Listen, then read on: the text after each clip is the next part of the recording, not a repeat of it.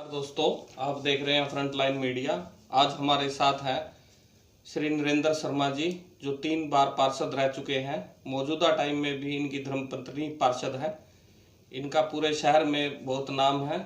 आइए बात करते हैं उनसे, जानते हैं कि उनकी शहर के बारे में, नगर परिषद के बारे में, चेयरमैनशिप के बारे में क्या विचार हैं। श्री नरेंद्र शर्मा जी, आपका फ्रंट लाइन स्टूडियो में पहुंचने पर बहुत बहुत स्वागत है।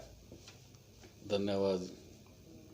शर्मा जी, नगर परिषद में पहली बार बिजली का कनेक्शन काटा गया, ये कैसे हो गया और आपके रहते हुए हुआ, ये क्या बताना चाहेंगे?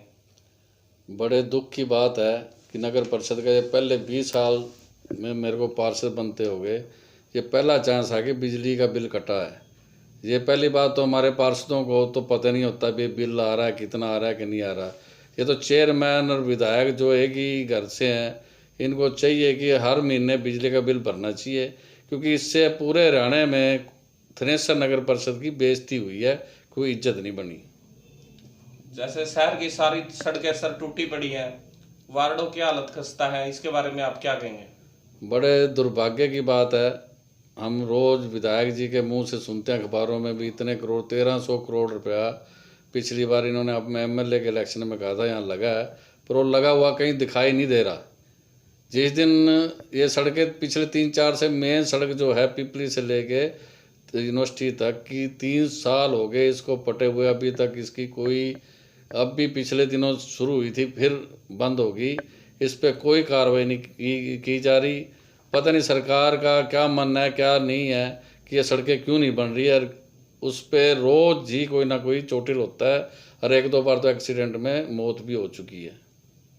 विधायक पे या चेयरमैन पे ये आरोप लगाया जाता है कि वो अपने चुनिंदा पार्षदों का ही कार्य करते हैं, क्या आप इससे सहमत हैं?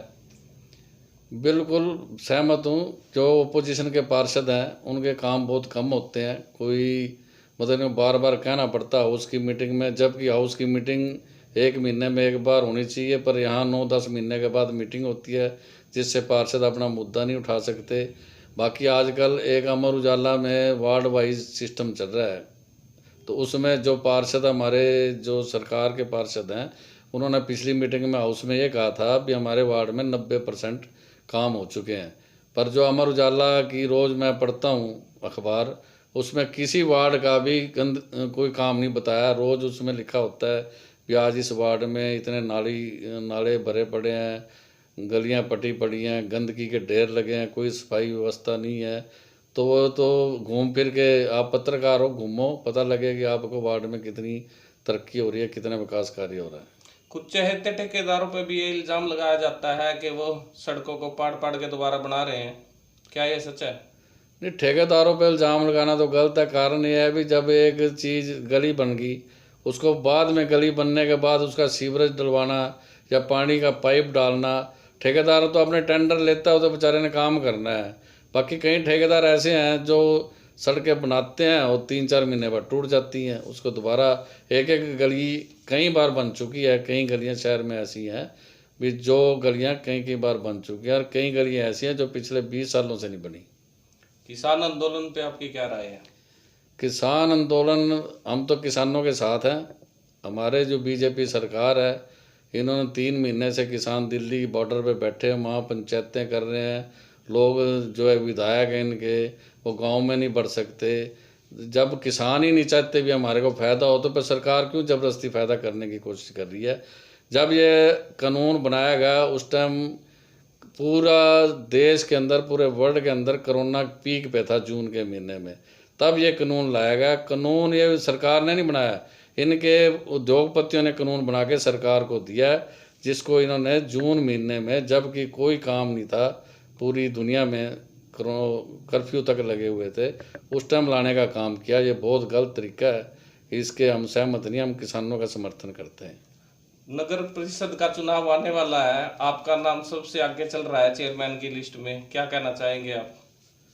अगर कांग्रेस पार्टी टिकट देगी तो मैं चुनाव ज़रूर लड़ूंगा, और मैं कोशिश करता हूँ, मैं अपने पार्षद रहा हूँ, मैंने चेयरमैन के 2010 में चेयरमैन का इलेक्शन भी लड़ा था, बहुत एक वोट से मैं हारा था। और मेरी तो एक आदत है भी, मैं काम पूरा करने का भरसक प्रयास करता हूँ, चाहे कोई भी आ जाए मेरे पास, जिसने वोट दी है या नहीं दी है, तो मैं उसका काम करने का पूरी कोशिश करता हूँ। अगर कांग्रेस की टिकट मेरे को मिलती है तो मैं चुनाव जरूर लड़ूंगा, अगर नहीं मिलती तो अपने समर्थकों के साथ मीटिंग करके जो भी डिसाइड होगा फिर करूँगा। तो अगर आपको टिकट नहीं मिलती है फिर आप इलेक्शन लड़ेंगे? देखिए, जो आदमी मेरे साथ 20 सालों से जुड़ा है, कईयों को उम्मीदें हैं मेरे से, तो उनकी सलाह तो लेनी पड़ेगी अगर टिकट नहीं मिलती तो। ये थे हमारे साथ नगर परिषद के 3 पार्षद नरेंद्र शर्मा जी। आज उनका स्टूडियो में पहुंचने पर बहुत बहुत धन्यवाद।